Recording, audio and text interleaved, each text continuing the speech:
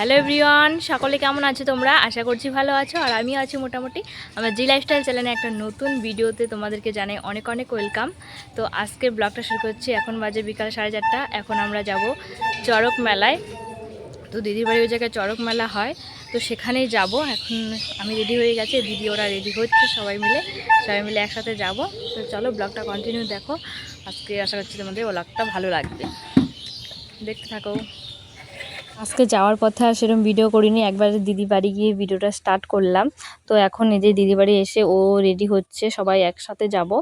দিদি রেডি হয়ে গেছে আর আমি ওই বাড়ি থেকে একবারে রেডি হয়ে এসেছি, আর কিছু হব না। তো এই যে আমরা কিন্তু মেলাতে এখন চলে এসেছি। এই যে বিশাল বড় মেলা আর অনেক লোক হয়, একদম ভীষণ ভিড়, আমরা তো আগে জানতামই না। মেলাতে গিয়ে প্রথমেই চোখ পড়লো এই চুড়ির দিকে, বেশ সুন্দর লাগছিলো। তো আমি কিন্তু নিয়েছি এক পিসে।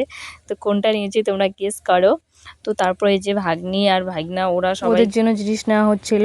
তো এদিকে দিদি ওরা বাটিগুলো কিনে আমার হাতে দড়ি দিয়েছে, আমি এদিকে দৌড়ে দাঁড়িয়েছিলাম।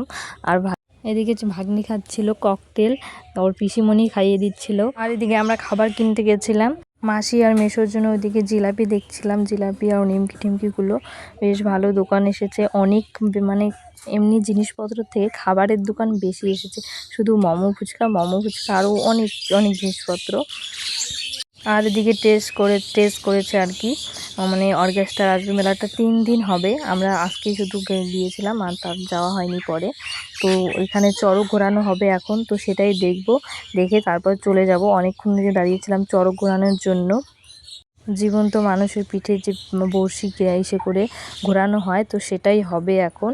আমি এর আগেও দেখেছি 2-1 বার, তো এখন আবার দেখব।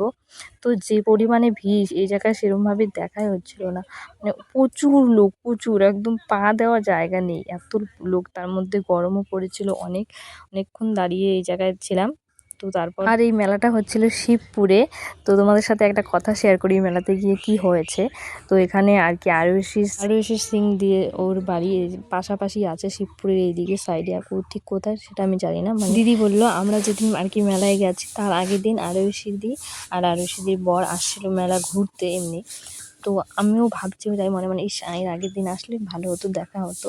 তো এখন কিন্তু শুরু হবে সেই মতো। ওই যে দেখতে পাচ্ছ ঘুরছে, জীবন্ত মানুষের পিঠে বড়শি গেঁথে, তো সেটাকে ঘোরাবে। তোমরা অনেকেই কিন্তু জানো।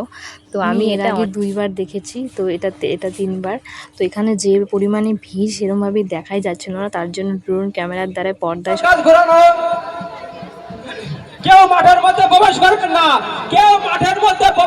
না, যত সময় পর্যন্ত বানান সন্ন্যাসীকে নামানো হবে। কেউ গেট